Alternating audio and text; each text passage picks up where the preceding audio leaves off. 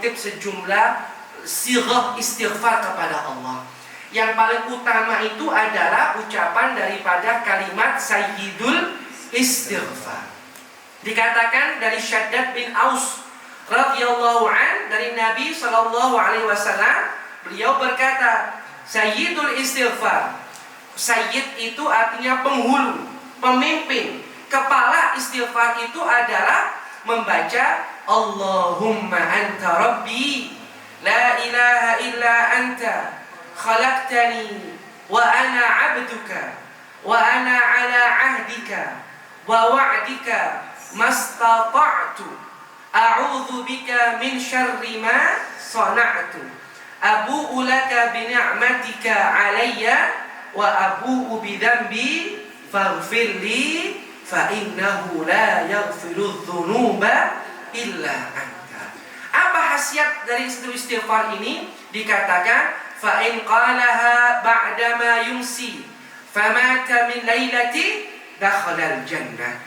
Seseorang yang membaca kalimat Sayyidul Istighfar di sore hari, kemudian dia wafat di malam harinya, maka dia akan masuk surganya Allah. Amin Allahumma amin ya rabbal alamin. Wa in qalaha ba'da ma yusbih famata min yaumihi dakhala al-jannah.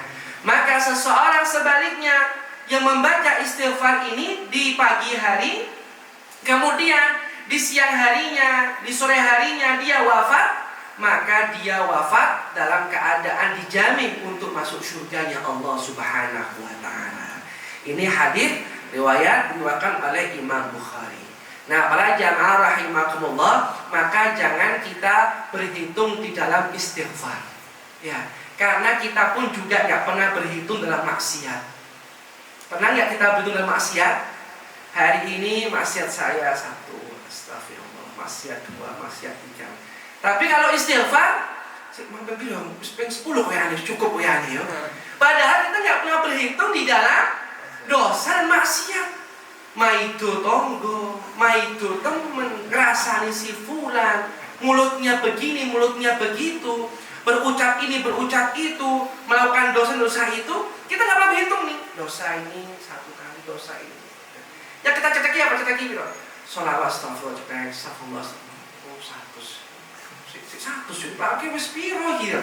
Astagfirullah. Kita dosa dan maksiat nggak pernah berhitung. Giliran mau istighfar, kita berhitungnya masya Allah. Ya nggak apa-apa, silakan.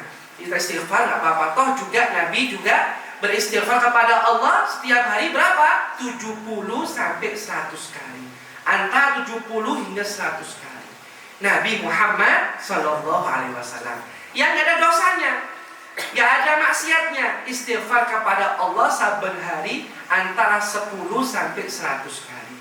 Makanya para jamaah rahimakumullah, Nabi itu pernah memberikan kabar gembira. Orang yang selalu istighfar itu, maka kesumpekannya akan dihilangkan, diganti dengan keriangan dan kebahagiaan. Orang yang selalu istighfar itu, kata Nabi, kalau dia sedang menghadapi kesempitan hidup, berkat hasil istighfar, Allah lapangkan jalan hidupnya. Orang yang selalu istighfar kepada Allah, manakala dia itu mendapatkan kesempitan rezeki, Allah nukarkan rezeki kepadanya dari sumber yang tidak dia duga-duga. Nah, karenanya ada sebuah kisah tentang Imam Ahmad bin Hanbal dengan orang yang ahli istighfar. Entah kisah ini pernah nggak saya sampaikan ya? Kayaknya pernah ya. Di sini saya sampaikan. Kisahnya ini Imam Ahmad ini datang ke kota Baghdad atau Basrah ya, di Irak sana, di Basrah. Kemudian dia pernah ya saya sampaikan ini.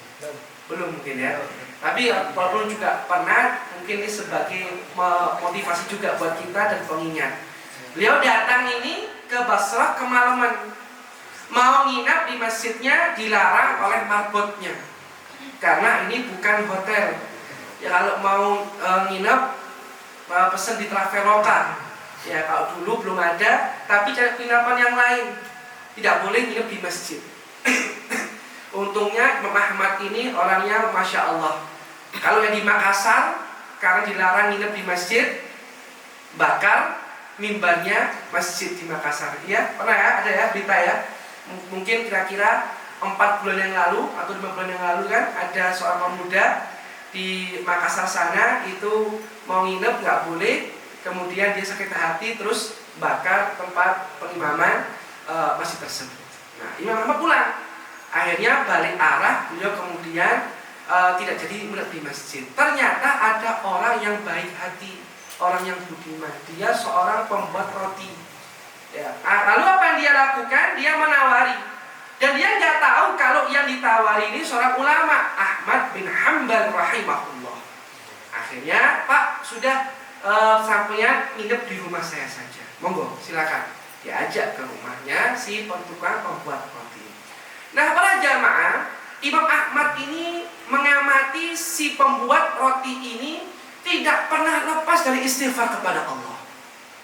Apapun kegiatan yang dia lakukan, dia isi dengan istighfar. Tanpa berhitung, dia mengangkat gandum, dia ucapkan astagfirullah, astagfirullah, astagfirullah. Dia menuangkan tepung, astagfirullah. Dia memasak masakan, astagfirullah. Apapun aktivitasnya, dia istighfar.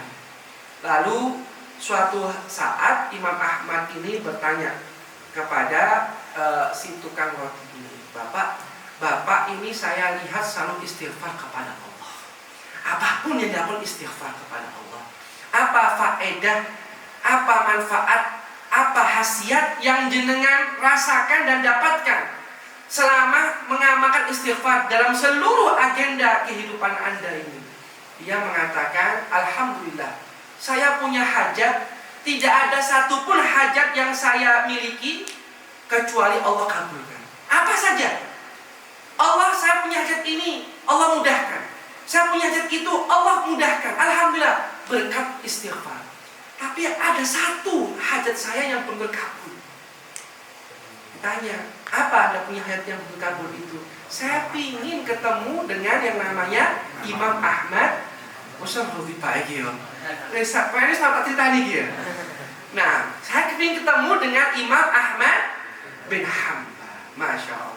Ini saya punya hajat yang belum keturutan. Imam Ahmad senyum. Dia mengatakan, Bapak, saya namanya adalah Ahmad bin Hanbal. Astagfirullahaladzim, gitu ya. Alhamdulillah, akhirnya saya punya hajat keturutan, berjumpa dengan orang yang namanya Ahmad bin Hanbal, ulama yang dia idolakan. Masya Allah. Nah, para jamaah rahimakumullah, istaghfir rabbak.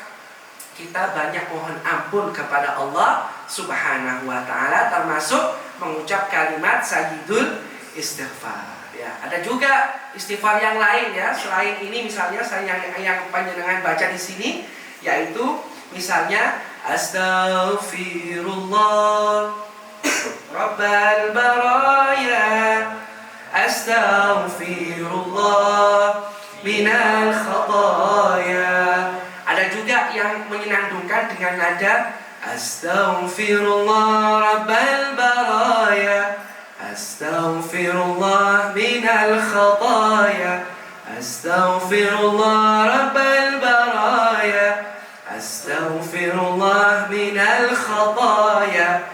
Ini termasuk juga istighfar. Yang berikutnya, astaghfirullah alladzi la ilaha illa huwal hayyul qayyum wa atubu ilaihi. Yang berikutnya, rabbighfirli wa tub alayya innaka antat tawwabur rahim. Ya, dan istighfar yang lain, astaghfirullah, astaghfirullah, astaghfirullah, rabbighfirli warhamni wa tub alayya, rabbighfirli warhamni wa tub alayya. Macam-macam.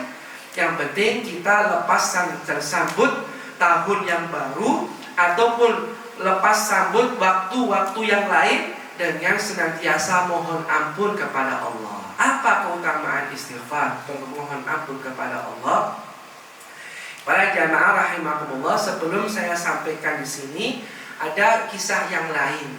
Ini kisah datangnya dari seorang tabi'in, namanya Sayyidina Hasan al-Basri. Sayyidina Hasan al-Basri ini kedatangan sejumlah orang. Orang-orang ini datang dengan sejumlah hajat. Yang pertama, datang dengan kebutuhan, minta amalan supaya daerahnya itu diberi hujan. Karena sudah sekian tahun dia ini tidak mendapatkan atau daerahnya tidak mendapatkan curah hujan, sehingga mengalami tanah yang gersang, kehausan dan sebagainya. Lalu Imam Ahmad, Imam Hasan Al-Basri rahimahullah mengatakan istaghfir rabbak. Istighfar.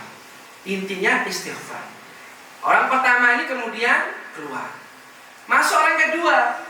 Yang kedua ini punya hajat, dia dalam keadaan sedang pailit atau mengalami kerugian dalam bisnisnya. Ya. Dia orang yang miskin, dia ingin mendapatkan harta yang cukup sebagai penunjang aktivitas kehidupan dia. Maka dikatakan kepadanya istaghfir rabbak. Istighfar sing akeh nang Gusti Allah. Yang ketiga, datang lagi dengan hajat, dia dalam keadaan sudah menikah tapi belum punya keturunan. Minta amalan supaya bisa punya anak. Maka dikatakan istaghfir rabbak. Istighfar sing akeh nang Gusti Allah. Yang keempat, yaitu dikatakan empat ini, dia itu punya sawah, sawahnya dalam keadaan gersang. Ya, panennya gagal. Dia mengalami kerugian yang luar biasa besar. Maka dia minta amalan agar bagaimana barokah dia punya sawah, barokah kebunnya, sehingga bisa panen, bisa subur, bisa panen yang baik. Maka dikatakan istaghfir rabbak. Istighfar yang akeh, yang banyak kepada Allah Ta'ala.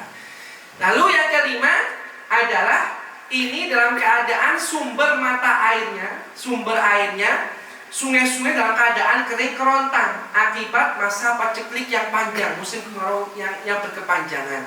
Istaghfir rabbak, mohon ampun kepada Allah. Lalu 5 orang ini para jamaah ngumpul setelah semuanya selesai, ngumpul. Kon mang dikai opo amalane? Aku kok istighfar lho, kok podo. Sing ketiga lho kok podo. Yang keempat lho kok sama istighfar kabeh. Akhirnya 5 orang ini sepakat datang kepada Hasan Al-Basri untuk meminta penjelasan. Hajatnya beda, amalannya kok sama. Ya. Akhirnya apa yang beliau sampaikan? Beliau menyuruh orang-orang ini untuk membaca firman Allah, yaitu surah Nuh ayat 10 sampai ayat 12. Apa itu? Faqultu astaghfiru rabbakum innahu kana ghaffara yursilis samaa 'alaikum midrara. Aku berkata, kata Allah di sini, istaghfiru rabbakum, mohonlah kalian ampun kepada Allah. Innahu kana ghaffara, Allah itu adalah zat yang maha pengampun. Niscaya yursilis samaa 'alaikum midrara, dia akan mengirimkan hujan yang lebat. Wa yumdidukum bi amwalin wa isma'ukum midrara wa yumdidukum bi amwalin, Allah akan memberikan harta, bi amwalin wa banin, menganugerahkan anak-anak. Kemudian wa banin wa yaj'al lakum anhara, wa yaj'al lakum jannati wa yaj'al lakum anhar, akan menyuburkan kebun-kebun kalian dan mengalirkan sungai-sungai di dalam kehidupan kalian.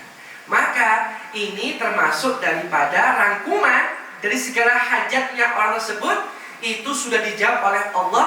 Istaghfiru rabbakum, istighfarlah kalian kepada Allah. Nah para jamaah, ini tadi 5 hal ya. Maka yang keenam, turunnya kenikmatan yang terus menerus. Dan yang ketujuh, terhindar dari azab Allah. Semua ini dirangkum di dalam dari surat Nuh, surah Hud, dan surah Al-Anfal. Nah ini sedikit dari keutamaan